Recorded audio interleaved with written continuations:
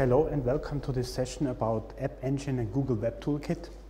My name is Eitenbschler and I come from the Zurich office, and there I'm working as an engineer in the emerging markets group. So let's get started. Here's what I'm going to talk about today. So AppEngine. First, what is AppEngine all about and why should you host your projects on Google AppEngine, and what kind of benefits do you get from that? And then, second important topic, the Google Web Toolkit. So what is the Google Web Toolkit? How can you use it? And how can you use it especially together with AppEngine? So I'm going to discuss a short end-to-end example, which is completely programmed in Java, front-end side, back-end side, and this is end-to-end using a grid-based front-end that runs in the browser and a back-end that runs in AppEngine. Just to give me an idea about your background, so how many of you have already programmed web applications? Okay, so that's a lot, so I think I have no problems getting also into some kind of technical details. So let's start with AppEngine. The idea behind AppEngine is it allows you to run web applications on Google's infrastructure. Applications are easy to build, easy to maintain, and easy to scale. So that's the idea. First, let's take a general look at the typical cloud stack you have. So we distinguish between infrastructure as a service, platform as a service, and software as a service. So those kind of different levels are often distinguished when you look at the services that different competitors of us and we offer. So what's in those different layers or different kinds of as-a-service plans?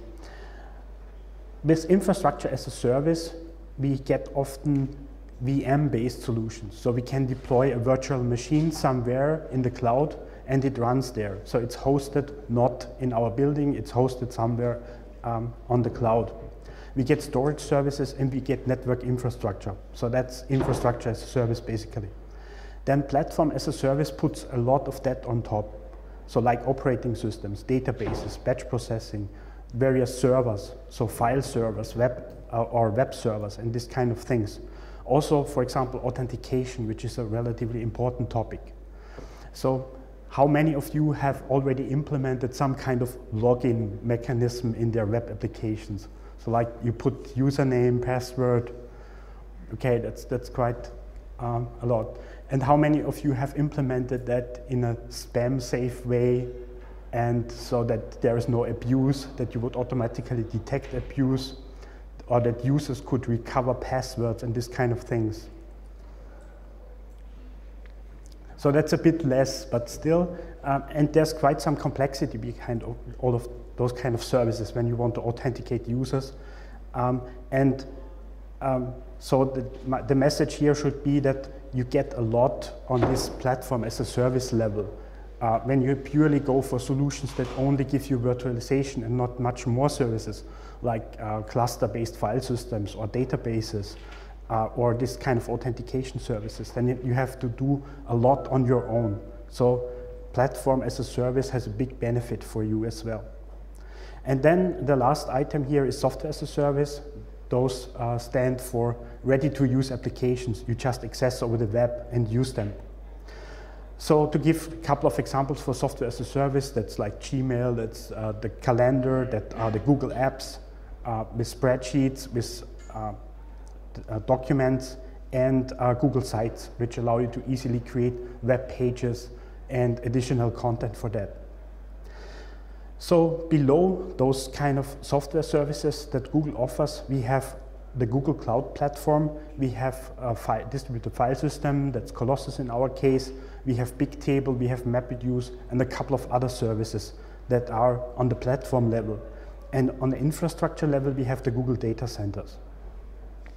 So now what Google AppEngine allows you is to use all this kind of stacks for your own applications. So you can host your applications on the Google infrastructure. You can use the Google platform with a big number of services, and you can make use of the Google data centers. So in the Google platform, we have a number of services like Memcache, Data Store, URL Fetch, Mail, XMPP for instant messaging applications, for example, Task Queue, Images, Blob Store, the user service that does this authentication things, also integration with Google+, storage, and a couple of other services. So much basically for AppEngine. So the big benefit you can get is you can make use of Google's infrastructure. So even when you run a very small business, you can deploy your service that you've written on Google AppEngine. Everybody around the world can use your service. And if you get millions of users overnight, that's no problem because the infrastructure will just scale with that. Now let's have a quick look at Grid. The Google Web Toolkit's mission is to radically improve the web experience for users by enabling developers to use existing Java tools to build non-compromise Ajax for any modern browser.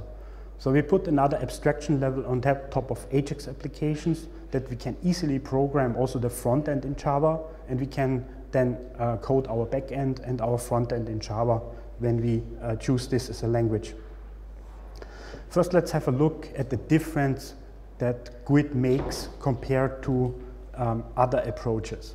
So the first thing that emerged in the web are this kind of classical web applications, classical web paradigm, and that is that the user would type some URL into his browser, and this leads to an HTTP request that is sent over to a server.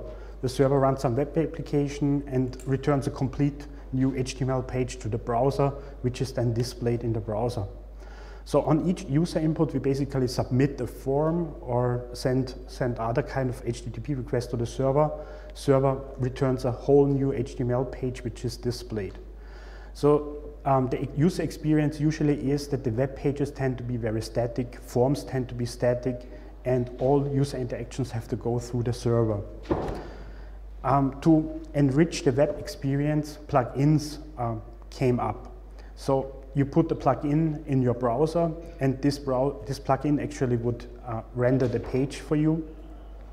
And you still have this HTTP communication with the server, but the plugin can now do a new thing. So it can decide if a user input should be handled directly on the client side, or it should go through the server. So smaller updates can be handled directly by the plugin, and it would directly update the page on the spot. But if we need to access information from the backend, then we make a remote procedure call or some other communication via HTTP to the server and pull additional data from the backend and incorporate that into the page. So the big benefit here is that the plugin-based application can decide if it can directly update the page or it has to go through the server and pull additional information. There are a couple of drawbacks of this solution. First, this plugin is browser-specific and it is operating system-specific. This means for every browser and operating system combination, I need a version of this plugin. So could anybody give me just an example of such a plugin that's very, very common? Yeah, exactly, yes. And the languages you program these plugins in are often proprietary and not standards-based. And more people try to go into a direction to work more based on standards and get away from those proprietary solutions. So this is actually a trend that led to the so-called Ajax-based rich applications. This means I have a web page, I have embedded JavaScript in the web page, and on the server side I have my web application, and on both sides I have an Ajax library that makes the communication basically easier, that provides some wrapper around this asynchronous XML-based request-response protocol. So when we look at this kind of Ajax model, can anybody tell me drawbacks of this, or can anybody see something that's not optimal here? The script. What's the problem with the script? Who likes to program JavaScript? Who likes to program Java? Okay, that's better. So many people don't like JavaScript. So a particular problem, for example, with JavaScript is that it also depends on the browser. So like the API you have in JavaScript might be different depending on which browser you use, and that's actually a bad thing. So you would like to have an abstraction on top of that. And the second problem here is that the XML-based client-server communication is also not very optimal. So you have big documents, and those XML documents take also some considerable processing power to parse and to generate, especially parsing, and especially parsing XML on mobile devices is not a very good idea. Okay, so the idea of Grid now is to build on top of this Ajax-based model. So we do not use plugins, and we build on the open web standards. And what Grid does is it takes a Java program as input, and the Grid compiler generates JavaScript from the Java program. This for the client side. And on the server side, we run our Java application or Python or Go application as it is. And we have more efficient client-server communication. That's because Grid implements an own RPC mechanism that is not XML-based. It's based on protocol buffers, which is an internal technology. It's also open-sourced in the meantime, which allows very efficient communication protocols. So the question also is, why do we want to use Java? Just to give you here a simple example, can you find the bug in this code?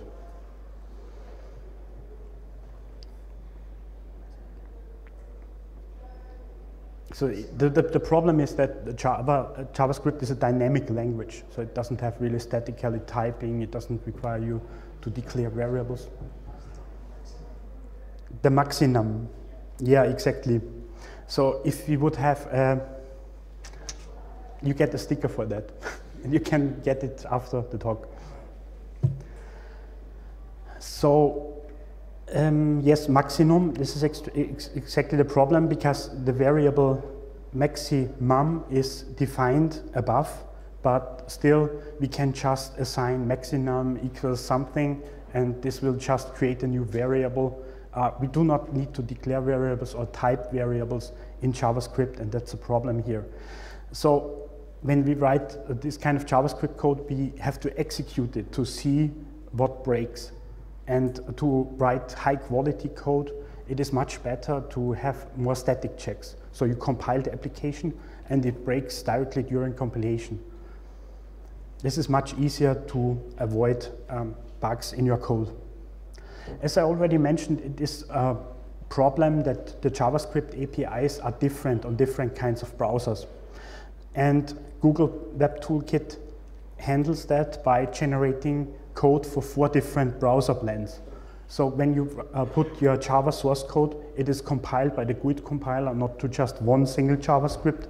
It is compiled to 4 different versions. One for Internet Explorer, one for Firefox, one for Safari Chrome, and one for Opera. Safari Chrome is the same because they use the same rendering engine internally, so there are only extremely small differences between those browsers. But you get 4 variants of your JavaScript code, which are deployed on the server. But this is not a problem for the user, because when the user accesses the web page, then he would only get the JavaScript version that is relevant for him. So he doesn't load all the 4 JavaScripts, so he loads only the JavaScript, for example, for Firefox, when he displays the page. So this is another big advantage of this compilation process. And even more is internationalization. So right to left, internationalization, localization. It is quite easy to support such kind of user interfaces also with Grid. So from the English user interface, going to Arabic is in the simplest case just turning a flag, and then you have this other user interface. And now the Grid compiler also generates different JavaScript versions for each locale. So for example, when we have English and when we have Arabic, and when we have 4 different browsers, then we get 4 times 2 equals 8 versions of the JavaScript. So those multiply up. And in case you would not use such an abstraction layer, you have to handle all that in the JavaScript you write by yourself.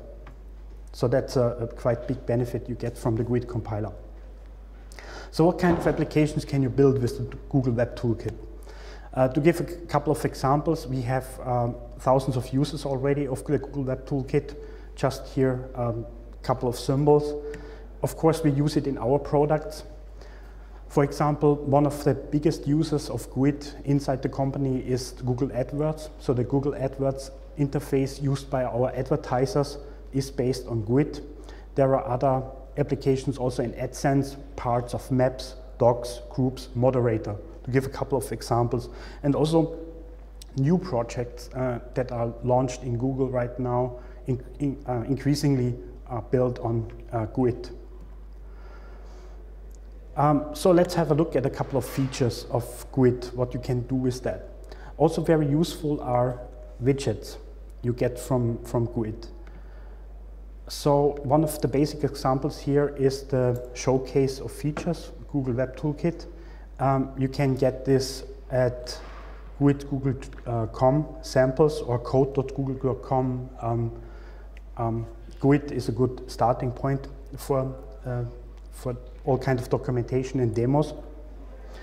And this demonstration now shows us various kinds of widgets we get from the standard widgets library. So those are, for example, checkboxes or radio buttons, basic buttons, file upload, date pickers, or list boxes, trees, menus,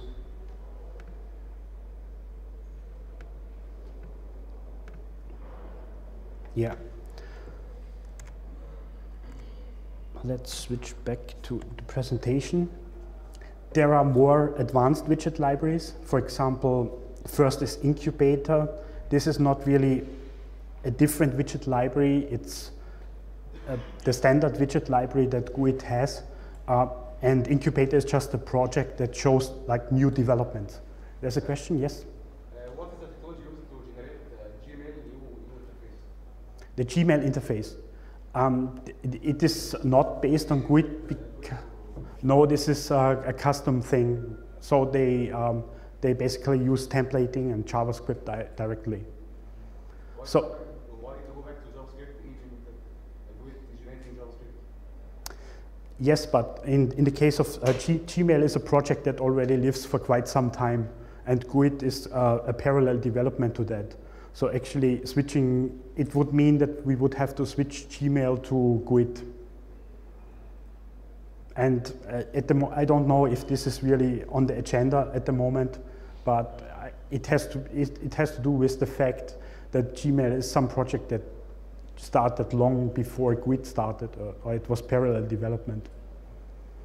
So, and it would be quite some effort, of course, to switch now, when you already have this backend code and you have JavaScript front-end code and a custom generation already of all that.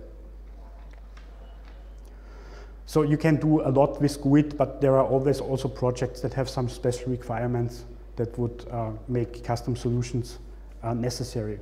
But as AdSense, for example, those kind of applications show, you can do very complex applications with it, also with graphical elements and everything.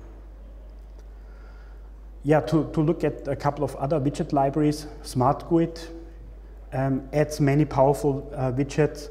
It also adds widgets for server-side data management. It also adds things like data binding.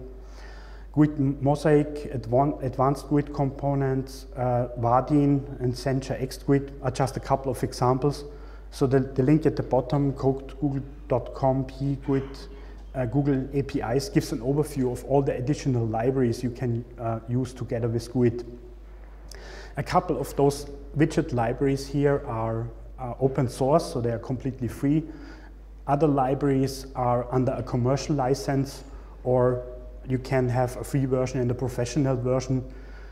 This can be interesting to use professional versions when you want to have like a guarantee that it works correctly, that you want to have support by the like provider of this library. So let's have a quick look at SmartQuit, what this framework can do.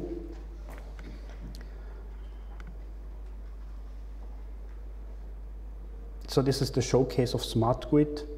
And just to pick a couple of examples out of here, a grid cell widget, for example. So this thing here, the table that shows the flags and everything, is just a widget that you could use and put into your UI designer and use it in your application. So it's extremely simple to use those widgets.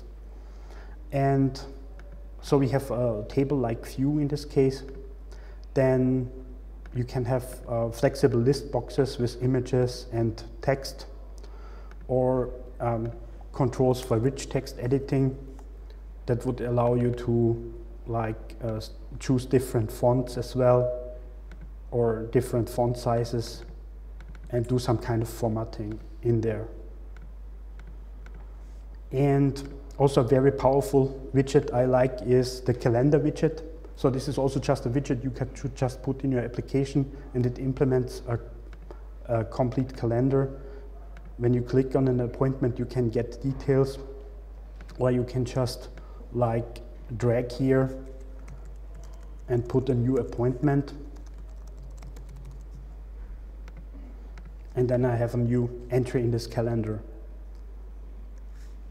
So SmartQuit is a toolkit that gives you quite advanced widgets already, and can speed up your development considerably. Also new since this year is HTML5 support. So we have also the APIs now in Grid to access HTML5 features. What are those? So those are the most important HTML5 features we got. That's local storage, that's canvas, that's audio, that's video, that's drag and drop support, and that's CSS3. So with local storage, we can enable all kinds of offline applications.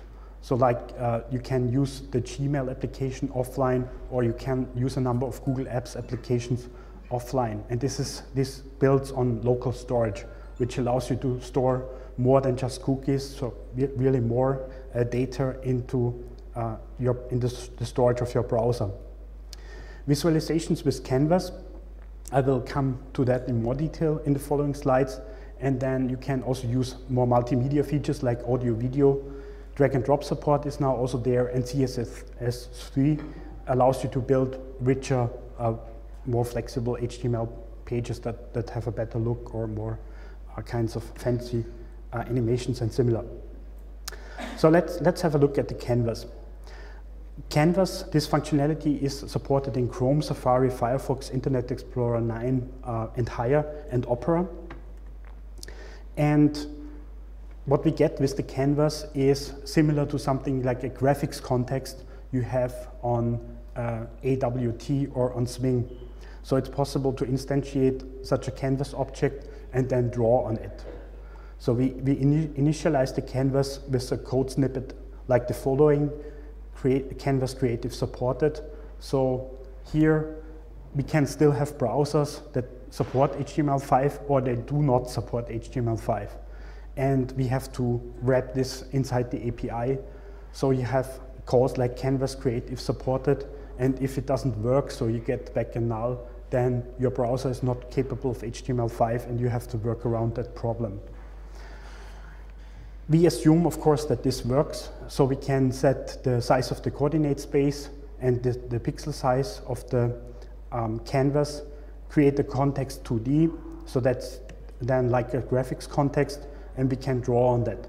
So we set the fill style, we call begin path, move to, arc, and so on, and have then a graphical object. So what Canvas allows us to do is now to create really rich visualizations in grid-based applications, which was not possible before. So you can imagine creating all kinds of graphical editors now with Grid, vector or image-oriented. So let's have a look at a couple of Canvas-based demos. So this is a very simple program that allows me to choose a couple of tools: pencil, line, rectangle, and circle, and I can then just draw in here. or lines or rectangles or circles. And circle is basically the source code I've just shown you before. You can also do much more interactive applications with that. And this here is also a completely GUID-based application, and that uses HTML5 features. And probably most of you know that. So this makes it now also possible to create really games with GUID, highly interactive things. And this is portable, it runs across many browsers, it runs across many platforms. This is using GUID? Yes.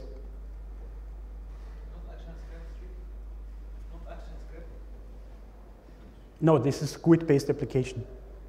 And when you run it in Chrome, it even runs offline. So I don't understand, these are different types of widgets, like there are widgets generating JavaScript and others using HTML5 or what?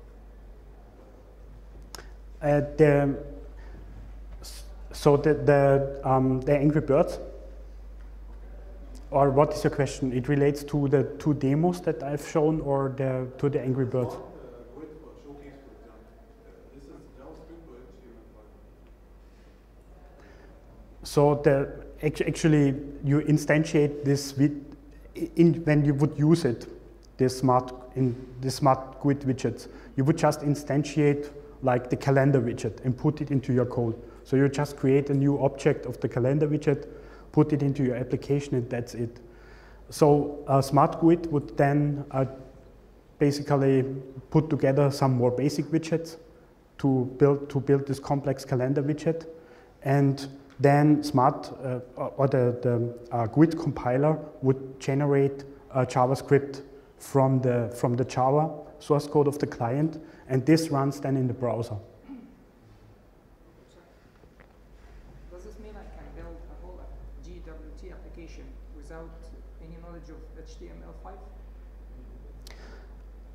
Yes, you can. You may not want to do that, but you can do that. You can create the whole user interface from within Java code. But there are 3 different ways in GUID to create the user interface. So you can create it from Java. You can use the UI designer to generate Java code, or you can use the UI designer to generate XML plus Java code. And when you choose that variant, you have separation between the HTML documents and the user interface. This makes sense for companies that have like web designers that want to have their corporate identity exactly typeset and everything on the web page, so they can put all this into the HTML. And what we do then is we use UI binder to connect the elements in the HTML to the objects in our client. So the code, the original code, is it written automatically in a certain page here? I mean, is there an automatic interpreting for the graphical interface so that I can copy and paste it, for example? Copy and paste the user interface, or what? The code, the automatically generated Java code. When you finish Okay. GWT application, you will take this code, copy and paste it to your use it for your Okay, code. maybe I'll try to take this question at the end again, because I'm trying to give a walkthrough through the creation and deployment of a whole sample application.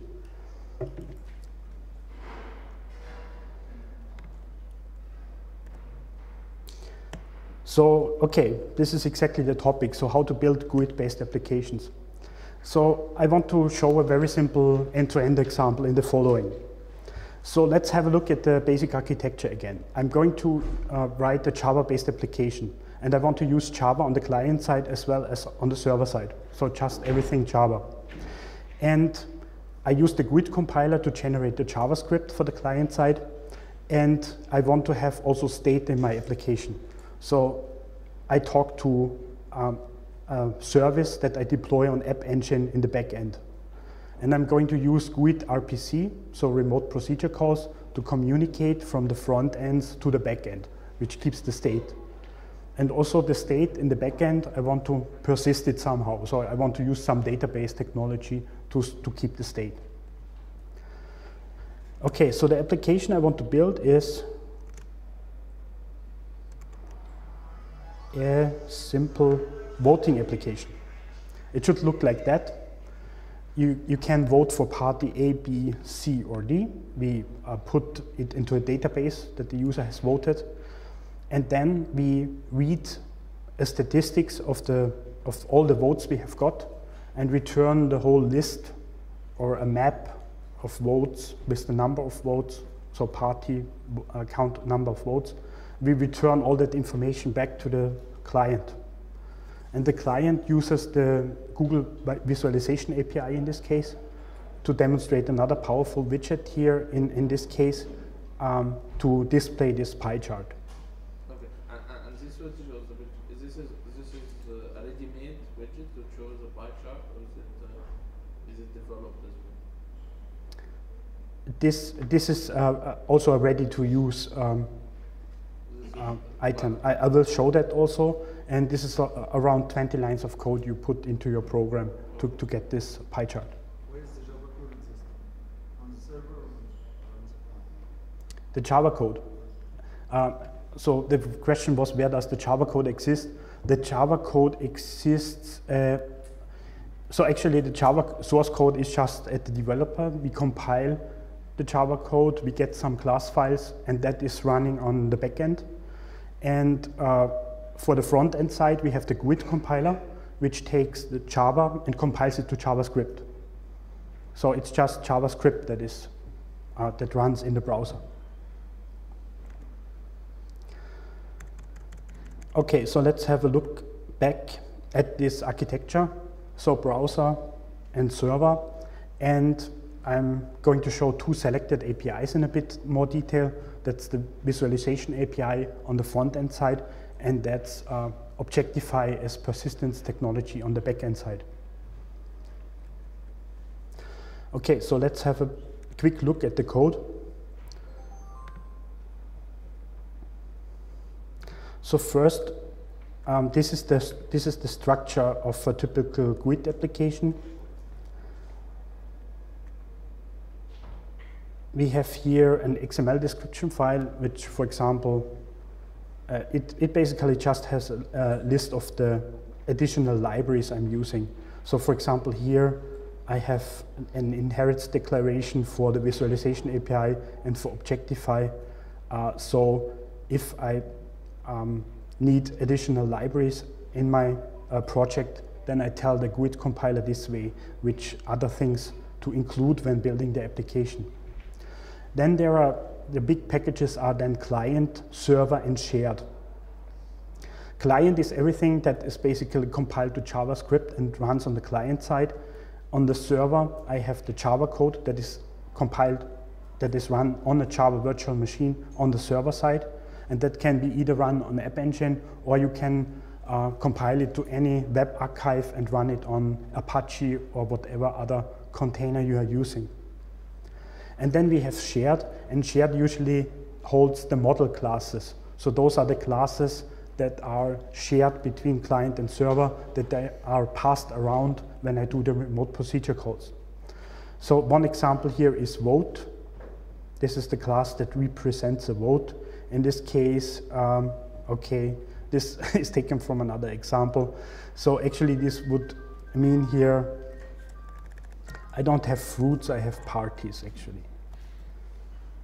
But it's just an entity class. It has an ID that is needed for making it persistent, and I have number of votes in there and getters and setters. So that's all. And this class is actually used on client and server.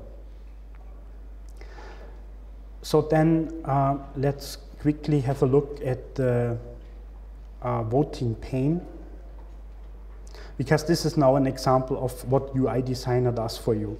So this code here actually creates the radio buttons and the labels. And so this is here generated from Java code, but this code is actually generated from the designer. So for example, I click here on the design panel, down there, and this takes just a second to bring up the designer, and then I get a graphical view of the same user interface. So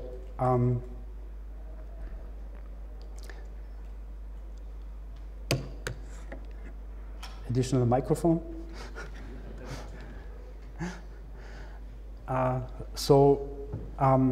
This is now the designer where I can just drag around components. Let's make this a bit bigger, and I just make this button a bit bigger, and instead of this help, let's put show video.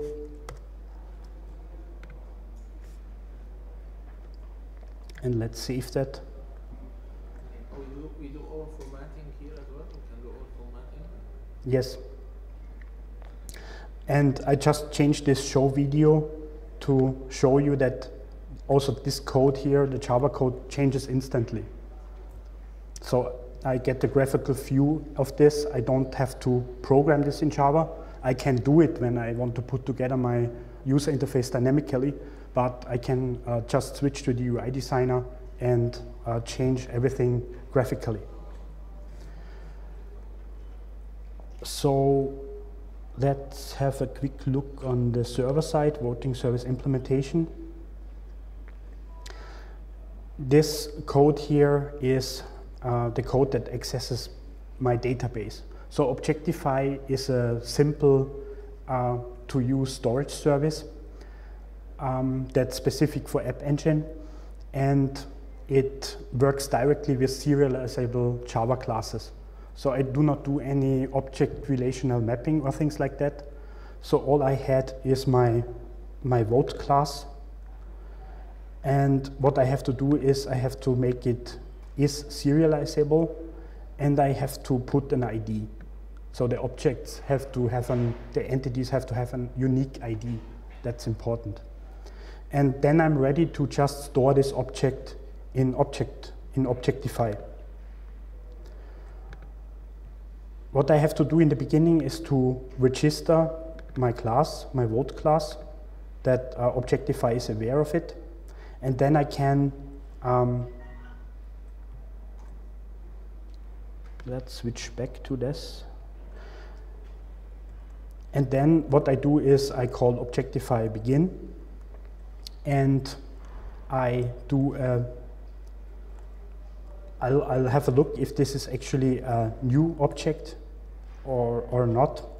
So I call Objectify get vote class, and then new vote get party.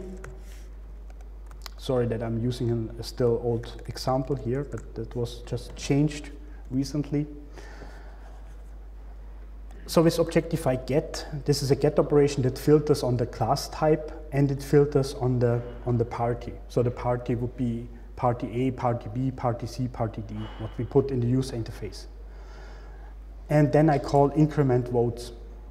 And if that doesn't work, then obviously we do not have any votes yet for this party in our Objectify store. So we just create a new object. This new object is passed in here as a parameter, so we just store that with Objectify put and the vote object. So it's just a simple put get interface, and I worked with standard Java objects with some additional annotations. That's how Objectify works. Down here we can see how we get a list of all the votes we have stored in Objectify. This is needed because as a next step we want to create this pie chart, which shows the statistics. So here I called Objectify query vote class, and this means I set the filter to get all types vote class out of my storage. Do the query, I get all these objects, I add them to a list and return the list.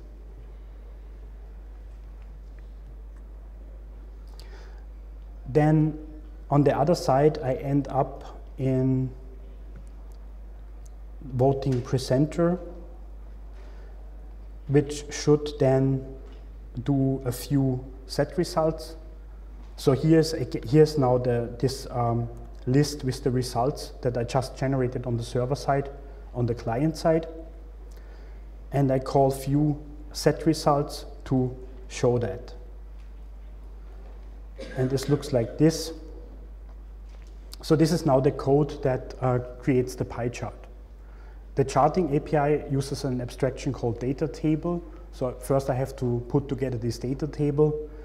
And in the first column there, I put the party. In the second column, I put the number of votes. And this is just a conversion of this list with votes to this data table. And then I call pie.draw data options. Data is exactly this data table I created here. Okay, let's make this a bit bigger that you can better see it. So here we have just creating the two columns, party and votes, and then the conversion from this list of votes to the data table. Let's have a quick look also on at the options object. And this looks like this. So we create pie chart options. We set a title called result. We set the width and the height, and we set that it should be shown in 3D. And then we are at this result. So we have this panel that we have designed with the UI designer, and we have this Java code that instantiated the pie chart, set the options, and set the 3D options that gives this 3D look.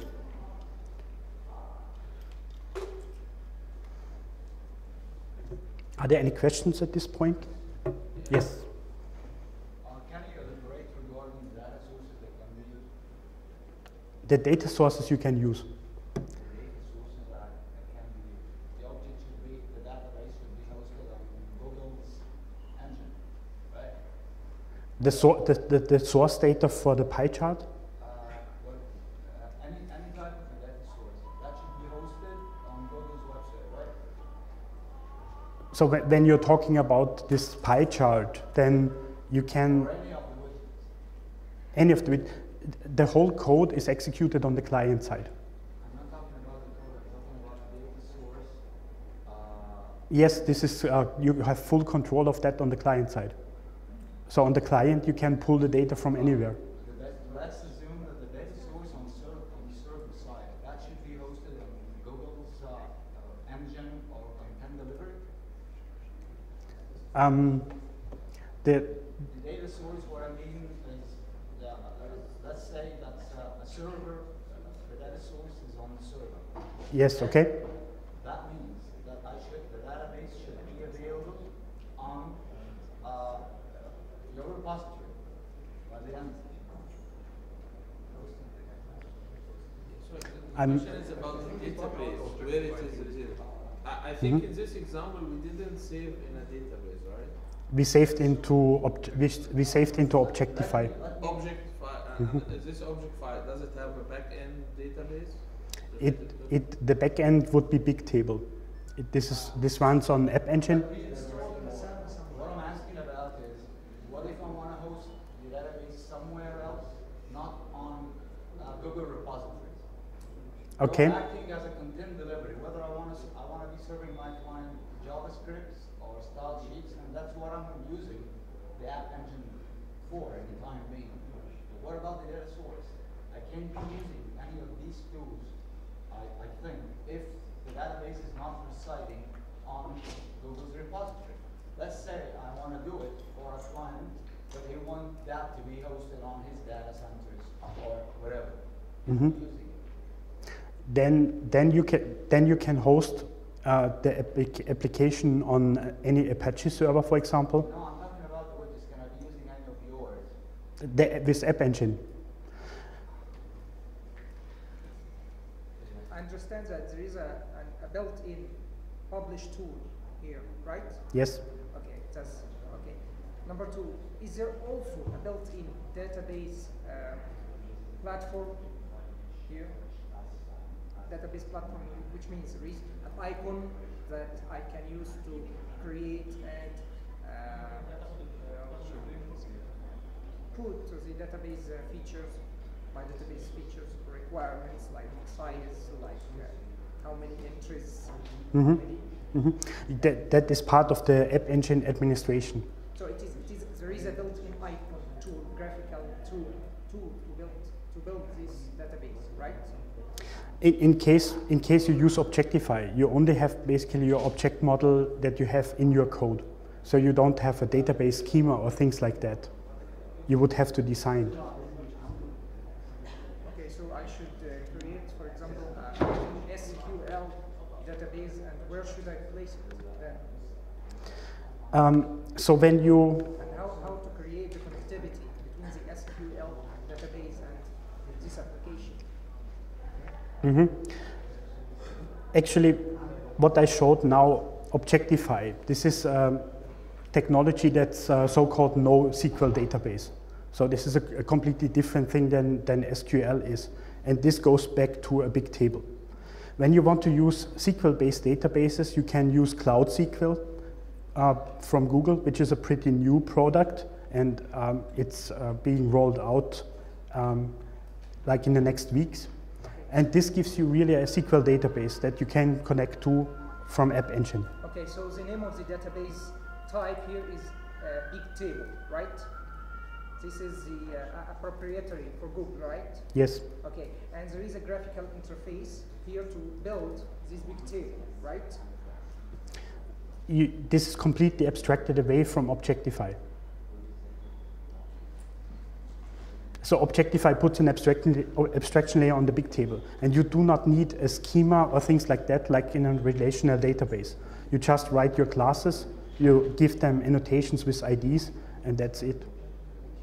So it's just one big storage where you put in all the objects. I don't need to It is completely automatic, yeah. Okay, I got it. If you want to use SQL-based databases, which is often very suitable for business kind of applications, you can now use Cloud SQL, which is a pretty new product, or you can use the connectors to connect from AppEngine to any outside place on the network to connect to a SQL database. So this would be an application among the SmartQuit, right? SmartQuit is just a widget library.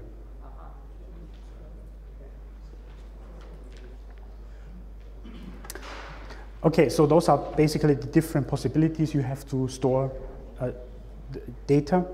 And also Hibernate is available.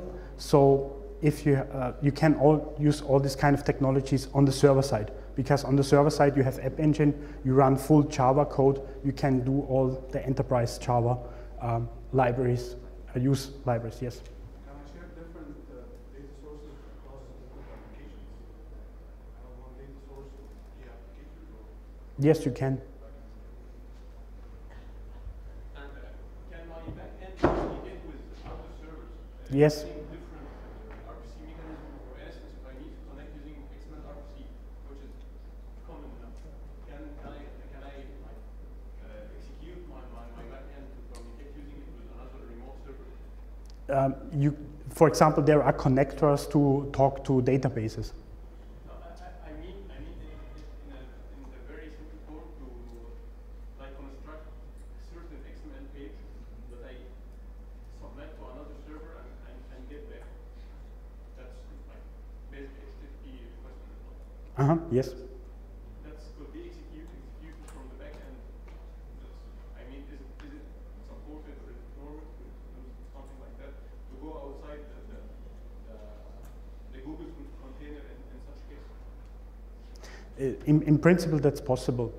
So I'm not sure in which service packages that is in, but in principle you can do that.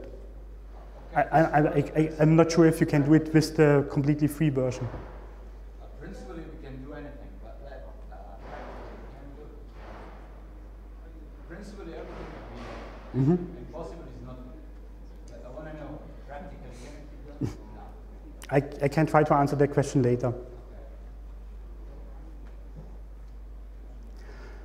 So persistence with Objectify is based on a very simple CRUD model. So create, update, delete. You have these operations get, put, delete, and query to access your Objectify store. And also, as mentioned, you have the possibility to use SQL-based data stores like Cloud SQL or also any other SQL when you have a connector to them. So when we run our application in development mode, then actually what is executed also for the client code is real Java code. So this allows us to be able to better debug our code, to set breakpoints and debug it from Eclipse. And then when it comes to deployment, we can compile it for production and deploy it on AppEngine. So here the GUID compiler comes in, it takes the client-side Java code and builds JavaScript variants out of this. Question? Yes. If there's any other program language can use with the code other than Java? Google Web Toolkit, this is the idea of Google Web Toolkit is that you use Java throughout the whole development, so on the client side and also on the server side. On the side of AppEngine, on the side of AppEngine, you can also use Python, for example, or you can use Go. Python and? Go. And Python on the server side, in this case, all the sync, async communication has to be done manually using XML web services, or is there a similar thing like the sync and async class mapping that's built into here with Python? There are some helper classes that allow you, for example, to do JSON-based communication. So you pass JSON to put together JSON-based documents, but there's less integration, of course, compared to GUID, because for GUID we have Java-based libraries to make this communication really easy. And this whole sync async things are just difficult on the client side, right? Because there JavaScript is only single-threaded, and you need to deal with this asynchronous calls. And when you run Python on the server side, you basically don't need this kind of JavaScripting helpers that you need in this case on the client side in Java. Can this code run on older versions of Internet Explorer, like Internet Explorer 6? That's a good question. I'm not sure about that.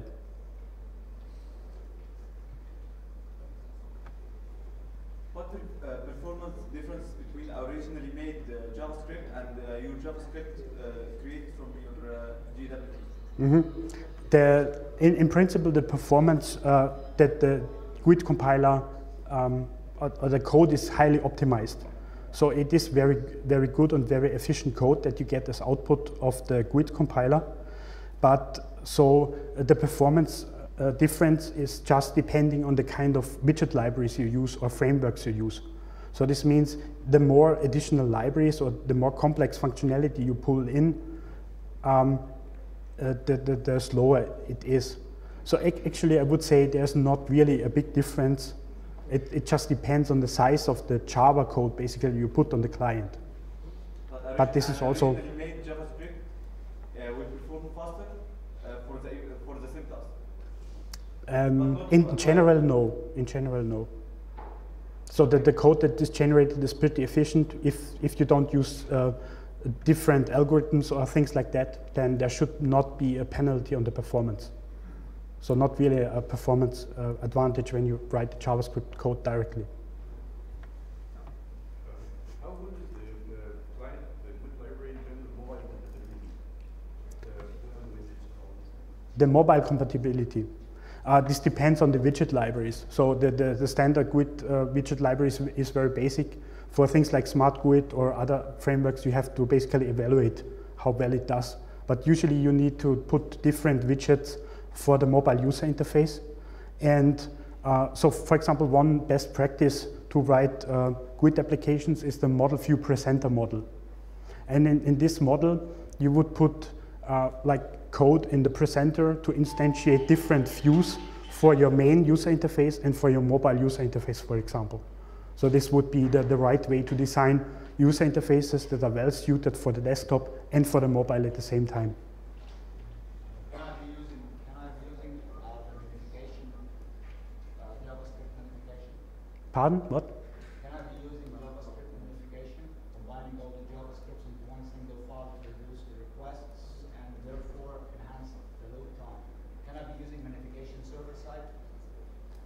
But why is this relevant for GUID? We already generated JavaScript.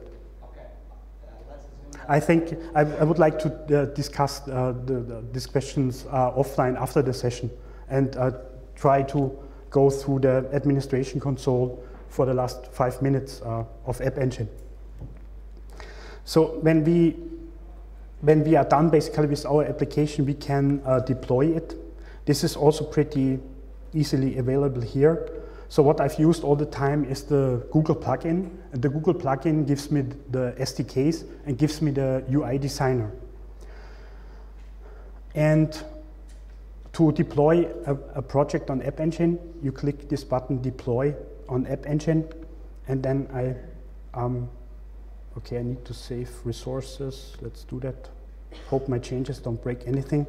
And then basically all you do is to click the Deploy button at this point, and the application gets deployed. The settings I have to make here are basically the name under which the application will then be available on AppSpot, and to give it the version number.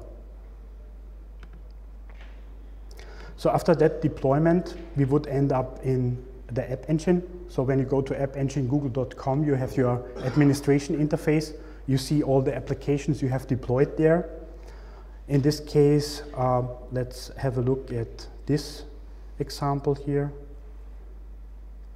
And you get a set of dashboards that allow you to see how many requests you have serviced on that application.